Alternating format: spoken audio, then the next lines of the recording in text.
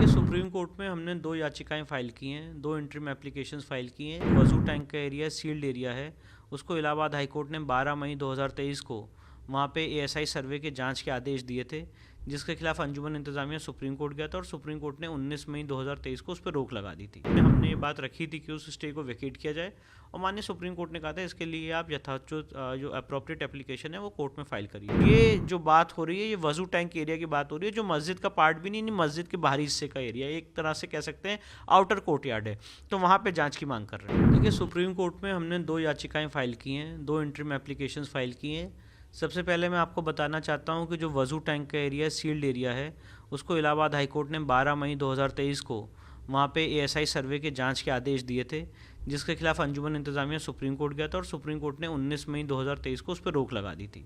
Supreme court में जो past hearing हुई थी तो उसमें हमने ये बात रखी थी कि उस स्टे को वेकेट किया जाए और माननीय सुप्रीम कोर्ट ने कहा था इसके लिए आप यथाचित जो अप्रोप्रिएट एप्लीकेशन है वो कोर्ट में फाइल करिए। तो आज हमने उस स्टे वेकेशन की एप्लीकेशन माननीय सुप्रीम कोर्ट में दाखिल की है। साथ ही साथ हमने ये मांग की है कि जो सील्ड एरिया है वहाँ पे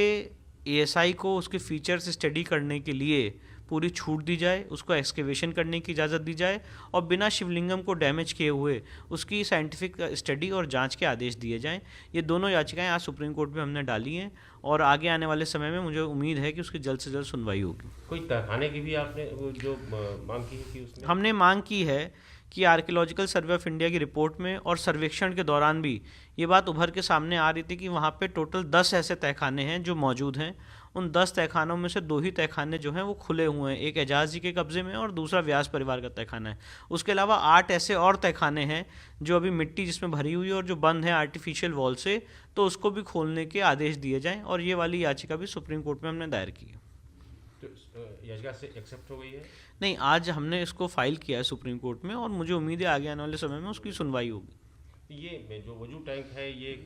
इस याचिका से क्लियर हो जाएगा कि ये शिवलिंग है या फाउंटेन? बिल्कुल, देखिए हमारा ऐसा मानना है कि जो 16 मई 2022 को वहाँ पे शिवलिंग बरामद हुआ था वो शिवलिंग ही है, वो फाउंटेन नहीं है और अंजुमन इंतज़ामिया उसको फाउंटेन कह रहा है। तो जाहिर तौर की बात है कि अगर एक पक्ष कह रहा है कि ये फाउंटेन है, दूसरा पक्ष ये कह रहा है कि ये शिवलिंग है, तो उसकी सिर्फ और सिर्फ एक एएसआई जांच से ही ये साबित हो सकता है। और अगर उसके फीचर्स स्टडी करने के, ये वर्ड को ज़रा नोट करिएगा, अगर उस एरिया के फीचर्स स्टडी करने की छूट एएसआई को दी जाएगी तो बिना उस जगह को डैमेज किए हुए सिर्फ दीवारें हटा के जो आर्टिफिशियल वॉल्स हैं वो पूरा साबित हो जाएगा कि वो शिवलिंग की क्या लेंथ और ब्रेथ है और उसके नीचे क्या क्या चीज़ें मौजूद हैं। और इस पूरी एक्सरसाइज में कोई ना डैमेज होने वाला है स्ट्रक्चर को। और ये जो बात हो रही है ये वज़ू टैंक एरिया की बात हो रही है, जो मस्जिद का पार्ट भी नहीं, मस्जिद के बाहरी हिस्से का एरिया, एक तरह से कह सकते हैं आउटर कोर्ट यार्ड है, तो वहाँ पर जाँच की मांग कर रहे हैं।